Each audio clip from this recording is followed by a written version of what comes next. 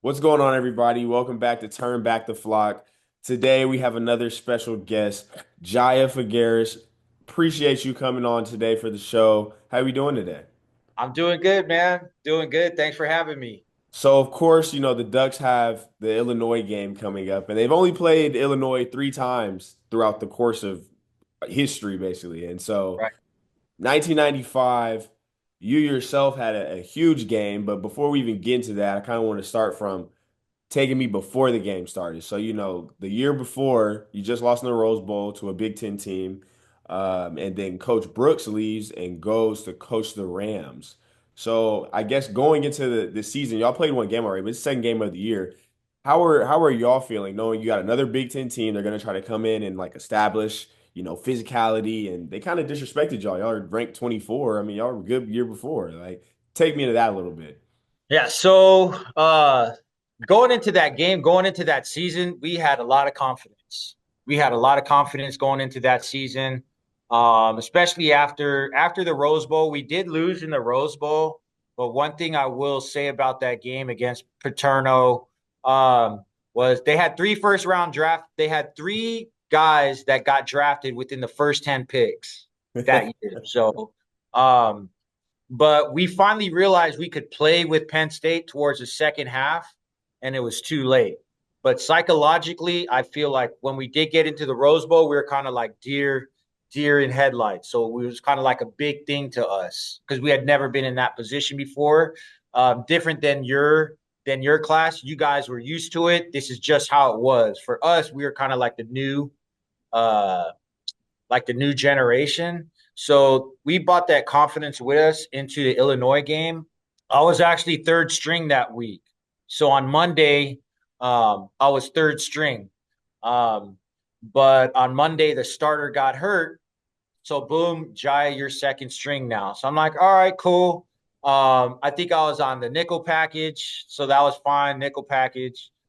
Um, and then once we get into the game in the late in the third quarter, the starter got hurt, and then I became the starter. Um, um, We'll get into that. We'll yeah, don't yeah, yeah, yeah, yeah, yeah, get yeah, into that. No, yeah, for yeah, yeah. sure. Um, Tony, y'all's quarterback, didn't play Yes. this game. Did so it's going into the week. Y'all found this out, I guess, what, Wednesday? I think he said on the broadcast like Wednesday, and you find out Ryan Perry Smith is going to be your quarterback. How do y'all feel about that going into the game? Like, We had a lot of confidence. We had a lot of confidence in Perry Smith. I mean, if you talk to anybody from our class, anybody from that team, he threw very catchable balls. He was accurate. All the guys loved him. The whole team rallied around him. So, I mean, honestly, we weren't nervous or we weren't thinking, is Ryan going to be able to do it or not? Because we practiced with them every day and we had confidence in anybody that was going to be back there. 100%, 100%. And it's always next man up. Even you said Always next man up. always next man up. Next man up. With the game, of course, Oregon now is kind of bringing back the old traditional uniform and bring it into like a new era. Is there any type of pregame swag or rituals you had that you had to wear going into the game? Oh man, we were so basic. We were basic. We were really basic back then. But we definitely did not have as much swag as you guys, man. We tried, trust, we tried, but we could only do so much with what we had. And if you talk to the equipment guys, they'll let you know. Trust me, we are jealous of you guys and all of your unis, especially DBs. You know, we like to look pretty, man. No, But for sure. And uh, I get it. nah, it was pretty basic back then. So the game starts. Ricky Whittle, guy was dynamic. Even just Yeah, watching the course of the game. He right. scores about 3 minutes left in the first quarter because it was back and forth early on. And Yeah. do you remember his touchdown run? Did y'all kind of feel like, all right, we're settled in now? Because it's early in the game, and like I said, y'all were going back and forth with a good Illinois team. So did y'all feel like that run right there kind of really jump started y'all, even from a defensive standpoint? I think I think he had three touchdowns that game. Anytime Ricky got going, he was kind of like a spark plug for our team.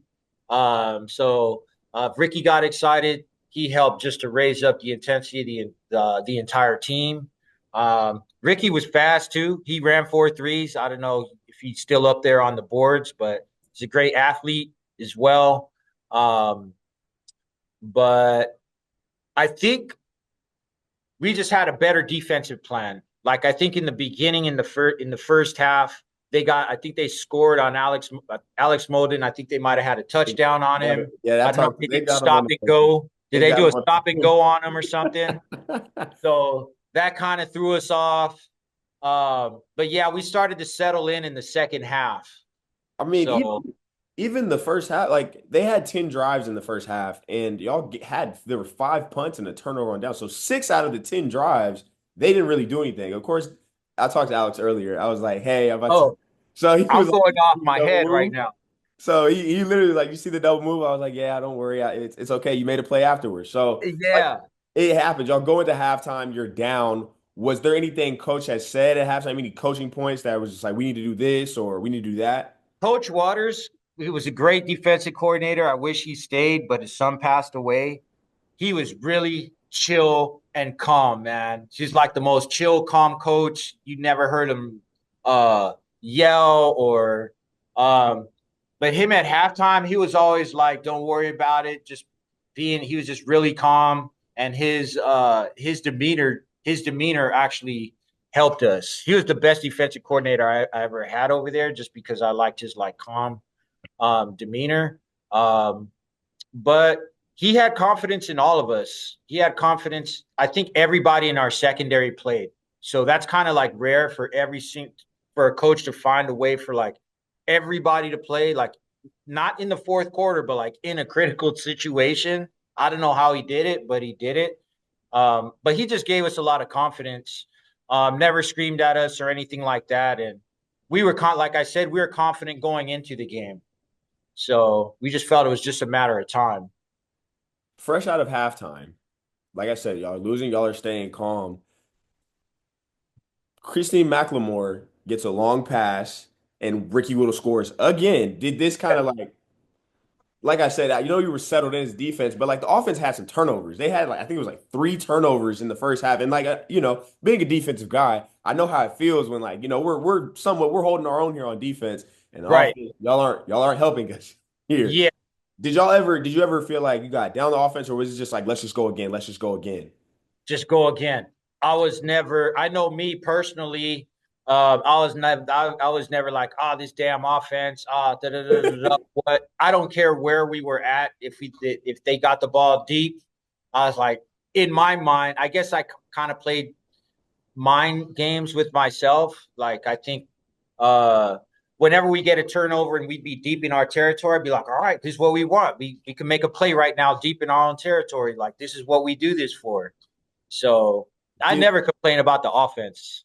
Do you think even that, especially coming out of halftime, like pretty much the biggest point in the game, one of the bigger points is fresh out of halftime, whether you're on offense or defense, for you either want to get a stop or you want them to score. So them scoring, especially after having a rough first half, did that even give y'all more energy to like, let's go help the offense out? They're starting to help us out here. Um oh yeah. Anytime offense scores, we definitely want to give them support. But like I was saying, we were kind of just wait. Were we waiting? We weren't waiting. We just knew it was just a matter of time. Somebody was going to make a big play, because that's how the year was. The year before was someone always came through. We didn't just rely on one guy. Yeah, I know in our secondary, Kenny Wheaton, he went to the NFL. Alex Molden went to the NFL. Like our secondary, I had really a lot of confidence in our guys, but we just felt like it was a matter of time. for sure. So we And were always confident. the game keeps going. It's a back and forth battle. I know y'all were down, but you start to come back, and then y'all go down and score again. Ricky gets y'all in position to score. AJ Jelks scores a touchdown, and then they drive back down. And with about 3:30 left in the third, y'all block a field goal, actually. Mm.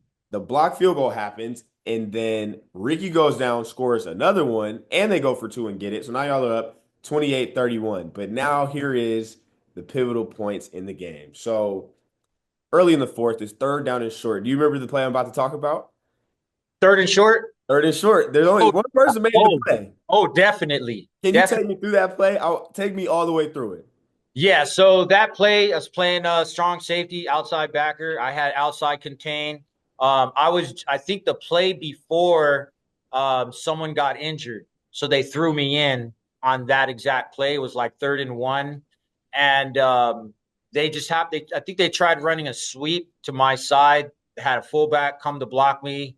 Just took the fullback on, kept outside contain, tackle for loss. So that was a big. It was big because they ended up having to punt, and that kind of like warmed me up because other than that, that was like my first play on the field, and then the very next series, crazy too. Exactly. And so, and I mean, even throughout the game, you were moving around a lot. I saw you deep. I saw you on the line and the goal line. Yeah, Like right, like you said, I guess your coach played y'all and played everybody and found a way. So right, it was like to finally, it's hard especially when you're back there at safety. Sometimes you don't get any action. Like I've right. don't get any action. So to finally, did you finally feel like, okay, there's another play coming? Like I feel like I'm gonna have to make another play because they got the ball back again in the fourth quarter. Yes. So 7 minutes left in the fourth quarter. You're back on the edge again. Take me through that play. I mean, it's probably the play of the game, and everybody can. Yeah, so that play, I think it was called the black. Basically, I blitzed in off the corner. Just pretty much did my job. So blitzed in off the corner. Quarterback was rolling out. His offensive lineman got to me late. And he ended up actually pushing me into his quarterback because he was late on it. Stripped the quarterback, sack, ball falls in the end zone, Injury recovery. ball on the ball, touchdown. And the thing that was crazy about it, like I was telling you earlier, I was third string before, but then just a couple minutes before, I was like second string. So, that terminology, just always be ready. Don't be on the sidelines complaining, talking about the coach or talking about whoever has your spot. Because, uh, most important thing, do your job. So that's all I did is just did my job.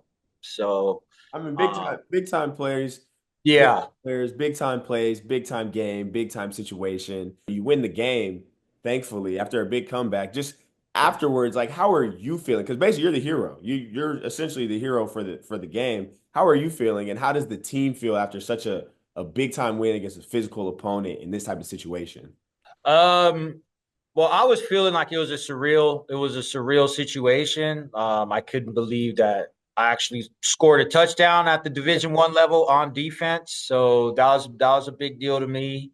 Um, as far as the team, I mean, I think it was just important for us. They say like great teams find a way to win, even like in bad. They win all different kind of ways. It's not always blowouts. They'll have like close games. They'll come from behind. So I think that just helped us to learn how to struggle and compete early on in the season. I think it was good for us to be able to struggle like that early on in the season, and that got us ready the next game for UCLA. So um, we had a lot of confidence in our defense.